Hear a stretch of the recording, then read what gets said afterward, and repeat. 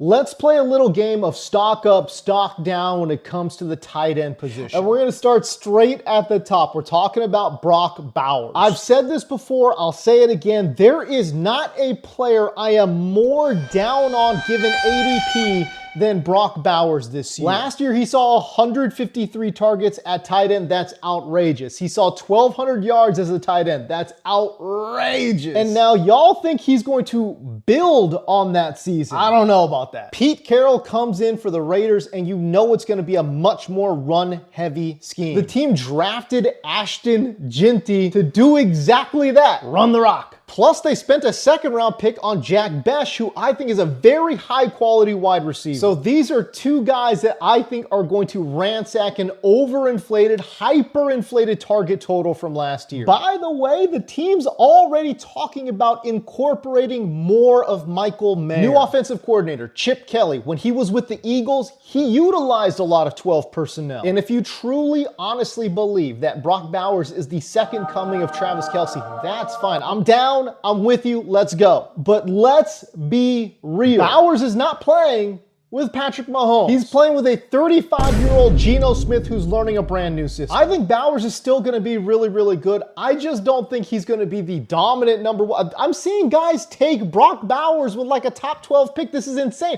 Don't do that. Again, I think he's going to have a fine season. I think he's going to have a top 3 tight end season. But he's not going to be a dominant tight end 1. So don't pay a premium for his services. TJ Hockenson, stock up. Jordan Addison is obviously looking at a multi-game suspension, and Hockenson himself is another offseason removed from that devastating knee injury he suffered in 2023. And let's talk about the volume. The targets are there. In the last 5 games of last season, he averaged 6.1 targets per game. That's a 105 target pace. And last year, there were only 4 other tight ends who saw more than 100 targets. And you gotta love the usage here as well. Despite the injury, Minnesota did use Hockenson downfield. He averaged a very healthy 8.71 air yards per target. That was second best among all tight ends who saw at least 50 targets last year. When we're talking about volume, we're talking about targets, and we're talking about air yards. And in that regard, Hockenson was a top 10 target earner at the tight end position and top 2 when we're talking about air yards per target. And that was last year coming off of a massive injury. And the rest of the roster, from a pass catching perspective, not looking really strong. I think Hockenson has a real chance for a top 3 finish this year. By the way, if you enjoy videos like this, man, consider hitting that like and subscribe button to this channel. And right now, RotoWire is going to give you 15% off any RotoWire subscription by using my code, KOH15. That's KOH15. Check out RotoWire's draft kit, their mock draft simulator, and of course, all the rankings you need from some of the best analysts in the game. I love Mark Andrews, the player. He's a great player, but my God, in fantasy, stock down. Why is he still being taken as a top 10 fantasy tight end? This doesn't make any sense to me. He was 25th in targets per game last year. 25th.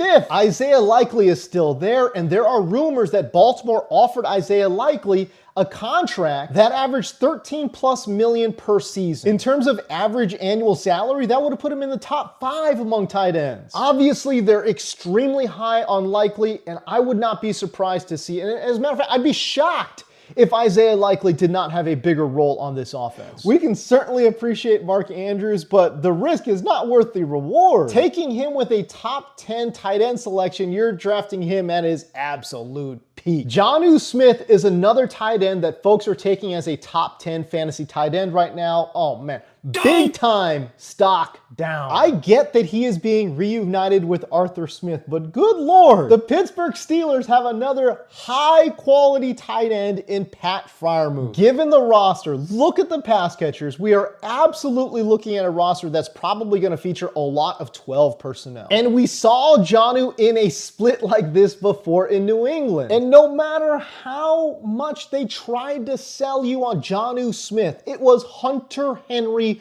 who was clearly the better pass catcher of that duo. And here we are again in Pittsburgh, and I am here to tell you, as a pass catcher, not as a blocker, but as a straight up pass catcher, it's not close. Give me Pat Freiermuth as a pass catcher all day long over Jonnu Smith. And can we not make it seem as if the 111 targets that Jonnu Smith saw last year is not totally fluky? Obviously, his 111 targets was a career high, but by a country mile. As a matter of fact, that's more targets than he saw in his last 2 seasons combined. And oh, by the way, if we're bringing up the reunion between Jonnu Smith and Arthur Smith, in that season in Atlanta, Jonnu only saw 70 targets that season. 70 targets would put him 18th last year in total targets. And yes, that was in 17 games. If you guys want to invest in Jonnu Smith as a top 10 tight end, go for it. It's not going to be me. Go for it. Man, I feel like a big time hater because I'm going 3 in a row. Dalton Kincaid, stock down. Kincaid is being drafted as a top 12 fantasy tight end right now. And can we just stop? I understand he's got the name recognition. He's got the draft capital. Okay, fine. But nothing has changed in Buffalo when it comes to tight end. He's still splitting time there with Dawson Knox. And if we're talking about usage, Khalil Shakir is a much better player in the short area of the football field as a pass catcher. Plus, when you look at the rest of the roster, Keon Coleman, I'm expecting him to take a step forward. I love the addition of Elijah Moore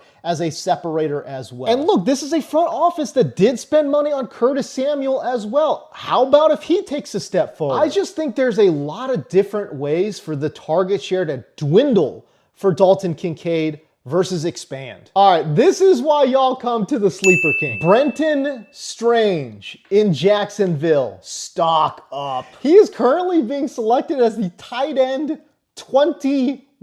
I know as an Asian guy, I probably shouldn't be doing the Jackie Chan meme right now, but what is going on? Tight end 21 is ridiculous. Do y'all still think that Evan Ingram is there in Jacksonville? In the limited opportunities we saw from Brenton Strange, I really liked what I saw. I think this guy's a plus athlete with pretty good hands. I mean, he's 255 pounds and he posted a 36-inch vertical. At that size, 36 inches is crazy. And let's think about the coaching change as well. Liam Cohen comes from Tampa Bay, now he's in Jacksonville. Cade Otton for Tampa Bay posted a career-high 87 targets last year. I don't know how much meat there is going to be on the bone here in terms of the passing game outside of BTJ and Travis Hunter, but I do know this, the touchdown opportunities in Duval will be a lot higher than it was last year. And touchdowns are the lifeblood to fantasy tight ends. Given his ADP, given the cost, I am willing to invest in Brenton Strange. Finally, I want to talk about JT Sanders, aka Jatavion Sanders there in Carolina. Let's get dangerous. The second-year player out of Texas right now is the tight end 32. That is outrageous. I don't totally understand why there's no name recognition, no name value with JT Sanders. He's 6'4", 245 pounds. He played at Texas. NFL.com's Lance Zierlein comped him to David Njoku, and as such was given a round 2 or 3 grade. He was drafted in the 4th round. He had 33 receptions for 342 yards, so the yards per reception, really good, and a 77% catch rate. My guy was catching everything last year. But this is the big thing. Tommy Tremble just had back surgery. I don't know how much time Tommy Tremble is going to miss, but the bottom line is this. This opens the door for Jatavion Sanders to win that starting job. And man, here's the thing. I think he's just a better straight up pass catcher than Tommy Tremble. Again, he's free in drafts. Tight end 32 is ridiculous. He's going outside the top 200 picks. If you want to ignore tight end for the entire draft and you get to your last pick of the draft, pick up Jatavion Sanders, because if it doesn't work out, hey, it's all good. We throw him back onto the waiver wire and we stream the position anyways.